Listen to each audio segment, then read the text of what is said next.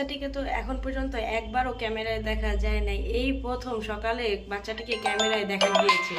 এখন পর্যন্ত 28 ঘন্টা পার হয়ে যাওয়ার পরও রাজশাহীর ওই গভীর গর্তে পড়ার বাচ্চাটার কোনো খোঁজ খবর পাওয়া যায় নাই। পাশে যে গর্তটা খোঁড়া হয়েছিল 40 ফিট খোঁড়ার পরেও ওই বাচ্চাটার কোনো খোঁজ খবর পাওয়া যায় না। বাংলাদেশের হাজারো উৎসুক জনতা ওই বাচ্চাটি কোথায় গেল, কখন বের হবে, ওই বাচ্চাটির জন্য বাংলাদেশের হাজার হাজার মানুষের চোখের পানি পড়ছে। সবাই এই বাচ্চাটির জন্য কালকে সারা রাত জেগে লাইভ করছে এবং রাত 3টার দিকে তো সংবাদকর্মীরা বিরক্ত হয়ে যে আর লাইভ করাই ছেড়ে দিছে। আজকে যখন বাচ্চাটাকে খুঁজে পাওয়া গেল না, সবাই মনে করছে বাচ্চাটা মরে গেছে।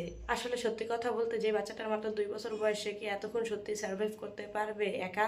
আর এতটুকু গভীরে পড়ছে, 40 ফিট 50 ফিট গভীরে পড়ছে, বাচ্চাটির তো হাত পা ভেঙে গেছে, বাচ্চাটি আর বাচ্চা নাই। যারা ভাবতেছে বাচ্চাটি বাচ্চা আছে তারা শুধুই আশা করতেছে। মানুষ তো আমরা আমরা আশায় বাচ্চা থাকি। বাচ্চাটার মা বাবারে যে কি বললা সান্ত্বনা দেব, মার কলজাটার ভিতরে যে কিরকম করতেছে, সবাই নিজের সন্তানের মাথার উপরে দিয়ে বোঝার চেষ্টা করেন আর মার কলজাটার ভিতরে কেমন করতেছে। 2014 সালেও এরকম একটি ঘটনা ঘটছিল, একটা বাচ্চা ড্রেনের ভিতরে পড়ে গেছে, কিন্তু তারে উদ্ধার করা সম্ভব হইলো। এই বাচ্চাটারে মনে হয় জীবিত উদ্ধার করা সম্ভব হইবে না। অ্যাম্বুলেন্স সহ সবকিছু রেডি আছে, কিন্তু কোনোভাবেই এই বাচ্চাটাকে খুঁজে পাওয়া যাচ্ছে না। আল্লাহ জানে এই বাচ্চাটা যদি জীবিত উদ্ধার হয় তাহলে একটা মিরাক্কেল হবে।